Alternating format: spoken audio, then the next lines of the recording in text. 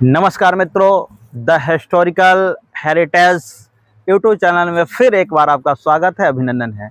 आज मैं बिहार के बहुत चर्चित हवीनगर बांध परियोजना का आपका परिदृश्य में दिखा रहा हूं कि लगभग ये 1974 से लेकर आज तक ये परियोजना लंबित है।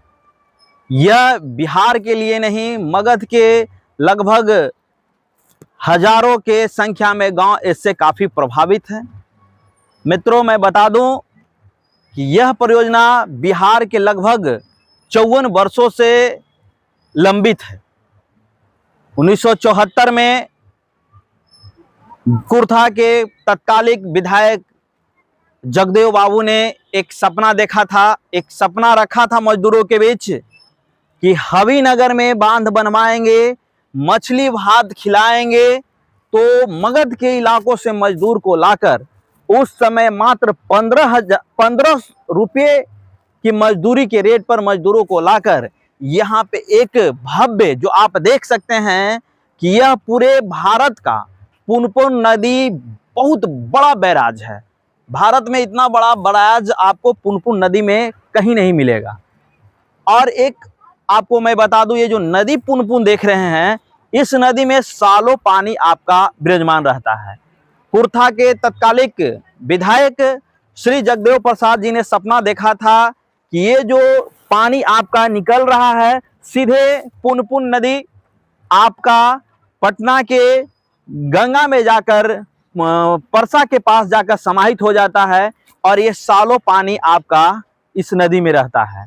मित्रों, जगदेव बाबू ने सपना देखा था कि मैं इस पानी को इस डैम के माध्यम से रोकूंगा और रोकने के बाद जो हमारा मगध का इलाका अरवल, जहानाबाद, गया और कुछ औरंगाबाद के गांव के किसानों का खेत जो सिंचित नहीं हो पा रहा है, उसके सपना को साकार करने के लिए उस समय 2 करोड़ की लागत से यहाँ पे शिलान्यास किए थे। तत्कालीन जल मंत्री, सिंचाई मंत्री होने के नाते और कुर्था के विधायक होने के नाते उन्होंने किसानों के हक में बहुत बड़ा फैसला लिए थे। आप सोच सकते हैं कि उस समय 2 करोड़, आज 20 करोड़ की लागत से भी ये परियोजना संभव नहीं हो सकता है। लेकिन सरकार की उदासीनता, यहाँ के लोगों की उदासीनता, यहाँ के लोगों की सोच में कमी के कारण ये परियोजना 54 वर्ष के बाद भी पूर्ण नहीं हुआ। जगदेव बाबू का सपना था कि ये जो नदी में सालों पानी रहता है, इस नदी को हम मगध के जहानाबाद, अरवल, गया में जो मोरहर नदी है, जो बरसाती नदी है, उस नदी से जोड़ने का काम इन्होंने एक सपना सोचा था कि इस पुनपुन को मैं डैम और बैराज बनाकर मोरहर और वर्धी नदी को जोड़ेंगे, जो कि सालों मगध के अरवल, जहानाबाद और गया के हजारों की संख्या में गांव के लोग लाभान्वित होंगे और एक अच्छे कृषि पैदावार होगा और किसान लाभान्वित होंगे। मित्रों, इतना पर ही बात खत्म नहीं हो जाती है। ये सपना जगदेव बाबू देखते देखते इस दुनिया से तो चले ही गए, लेकिन उन्हीं के माध्यम से हमारे क्षेत्र के और मुद्रिका बाबू ने भी सपना देखा था, बहुत सारों नेता ने सपना देखा था। लेकिन फिर आज हम अपने चैनल के माध्यम से बताना चाहता हूं कि एक बार इस बैराज के बारे में बिहार सरकार और भारत सरकार सोचे और बिहार के किसानों के लिए, सिंचाई के लिए जो अनूठा अद्भुत दृश्य जो आपको देखने के लिए मिल रहा है, जो ऐतिहासिक है, इसको आप पटल पर उतारने का प्रयास करिए। बिहार सरकार और भारत सरकार से मैं जल संसाधन मंत्री, मुख्यमंत्री और माननीय प्रधानमंत्री जी से रिक्वेस्ट करूंगा कि आप बिहार के हवीनगर परियोजना पर ध्यान दीजिए और यहाँ के किसान मजदूरों को कल्याण कीजिए।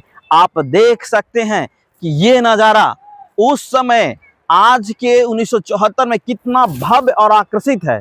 जब हम लोग बच्चे थे तो इसके बारे में बहुत सुने थे, हवीनगर परियोजना, कितने सरकार आए और कितने चले गए, न जाने कितने विधायक बने, एमपी गए, लेकिन इसका धरातल जहां के जहां ही धरा रह गया। कहा जाता है मित्रों कि ये जो पुनपुन नदी का बैराज है, कि यह जब अपने वेश में आएगा, सही रूप में आएगा, तो दुनिया भारत का ये पहला ऐसा नहर होगा जो जमीन के अंदर तक 20 से 25 किलोमीटर तक ये नहर का निर्माण होगा। यानी किसानों का हक में भी अच्छा होगा और एक अद्भुत मिसाल यहाँ का औरंगाबाद और अरवल जिला में पेश होगा कि जमीन के अंदर से नहर का उगाही।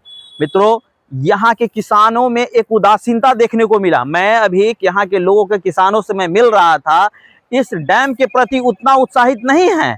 जैसे कि मुझे पता चला कि लोगों का प्रति 2100 रुपये कट्ठा मुआवजा दिया गया है, जो कहीं न कहीं किसानों के प्रति एक उदासीनता दर्शाता है। हम फिर एक बार अपने चैनल के माध्यम से सरकार को ध्यान आकर्षित करना चाहूँगा कि उचित ध्यान देकर ये बिहार के मगध को उजागर करने का काम करें और एक किसानों को खुशहाली में लाने का करें। धन्यवाद।